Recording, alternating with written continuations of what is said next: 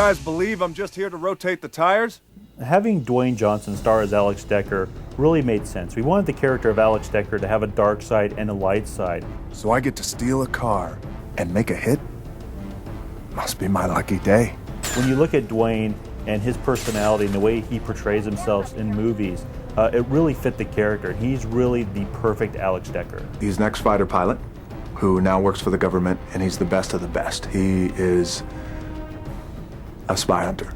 Dwayne's a madman, and I mean that in the most sincere way. Well then, looks like I'll just be kicking your ass in a more hands-on style.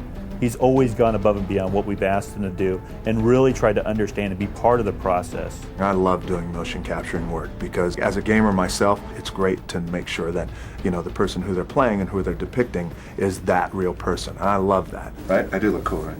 Yeah. Super. Okay, good. When we started the session, we had a very distinct list of stuff that we needed to accomplish. Once we got through that list, that's where Dwayne's personality, that's where his passion really came through. We had this test dummy named Fred that Dwayne got to interact with, and he really started trying to find ways to put as much pain on Fred as possible. How many creative ways can you kill somebody? It sounds really sick, but without, say for example, without a gun, but just hand-to-hand combat. He was like, you know, if I did this, this would probably kill Fred, so this is probably gonna be bitching in the game. And we let him run with it. And he went with it and went with it and went with it, and we really got some good stuff out of him at the end of the day.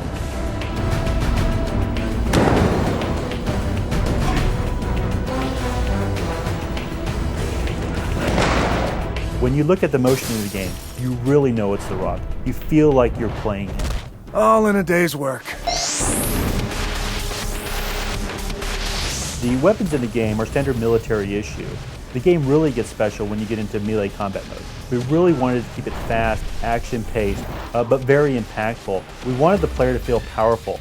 We wanted them to be able to throw players around the room, to knock them down with one punch, to really feel like they were laying the hurt down on the enemy.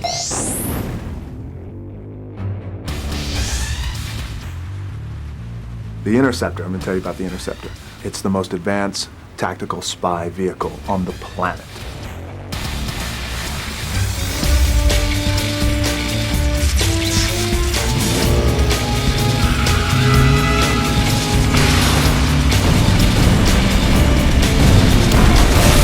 From a car standpoint, it's got the strength of a tank. It's got the speed faster than a Ferrari, and then when it changes into a boat, it's a speedboat. It's the fastest speedboat on water. I mean, it just goes. It's no tugboat. All that other bullshit that they have in other video games, that's a tugboat. Not this one. I mean, it's like flies. And especially when it goes back on the land, turns into a motorcycle.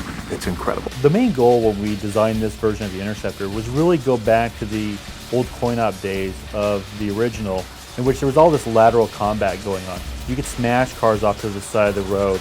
You had this really intense, close, body-to-body contact with the vehicle, and that's what we really wanted to get across in this version of Spy Hunter. So, tell me, does the rocket launcher come standard with this thing, or is it only an option? One of the most interesting weapons on the Interceptor is the salvo weapon. One of the nice things about the salvo weapon is you're able to target elements or enemies anywhere on the screen, be it a helicopter in the sky, a boat in the water, a turret gun, or a bunkered position on the side of the mountain. You're able to target all those things at once and really keep the gameplay going. The Interceptor is, without a shadow of a doubt, my most viable weapon. It's incredible.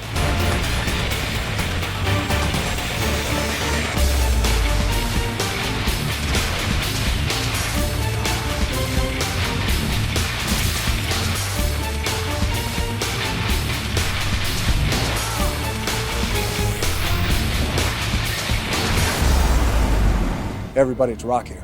Look for me starring as Alex Decker in Spy Hunter, Nowhere to Run.